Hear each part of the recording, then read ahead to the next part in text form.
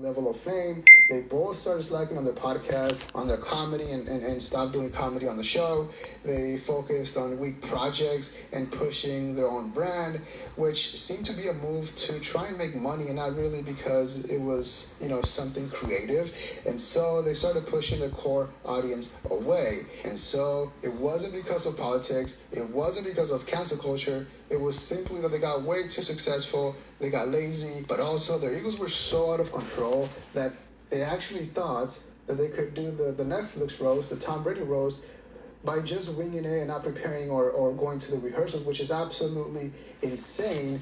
And it's a clear example of history repeating itself. And by the way, don't forget to like the video. It helps out so much, and I really appreciate that. Thank you. I don't even know what to do with it. You know who I feel like, kind of? I feel like Nate Diaz right after he beat McGregor won. Like, I'm not surprised.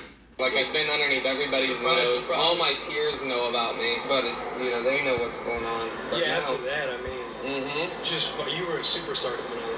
And if you only knew, I'm about to spill the beans on these. They don't even know. I'm about to give them the whole inside scoop. They didn't want me to make fun of this. They didn't want me to make fun of that. And I said, okay. Just the naughty kid from back in Youngstown, Ohio was like, okay, I won't do that. All right, I'll do that. I'll play by your rules.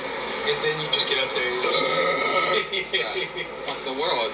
They gave me a chance, you know what I mean? They gave a hungry wolf a chance of showing what I could do. Because once again, technically they didn't bomb. I mean, the audience was laughing, same as with Tony at the rally.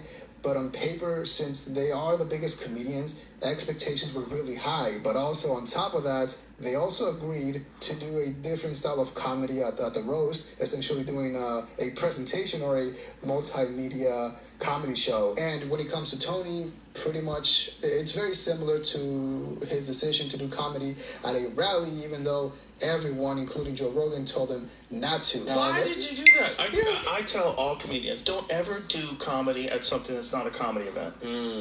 Don't do it. Don't ever do comedy at a place that's doing also. You're gonna is he gonna have a bunch of speakers and you're gonna go up and do 10 minutes? Don't ever do that. It's a terrible setup. It's a terrible setup, and it's a political rally, and you're doing jokes like you're in a comedy club. You can't, don't do it. And when it comes to Hinchcliffe, it also seems like he thought he was big enough to take a massive risk and, and be able to get away with it, which clearly that didn't happen. But also what's really shocking and different about this whole situation with Tony versus when it happened to Tom and Bert is how much Joe Rogan is going out of his way to try and defend Tony's ego and the joke itself. Again, when it was about Tom and Bert, Joe kind of ignored the whole situation and moved on and never really brought up their sets. But when it comes to Tony, he's trying very hard to defend him and kind of changed the narrative. I mean, even Shane Gillis on a recent episode kind of called out Joe Rogan for trying way too hard to defend Tony. The island of Puerto Rico should go on Are You Garbage? You son of a...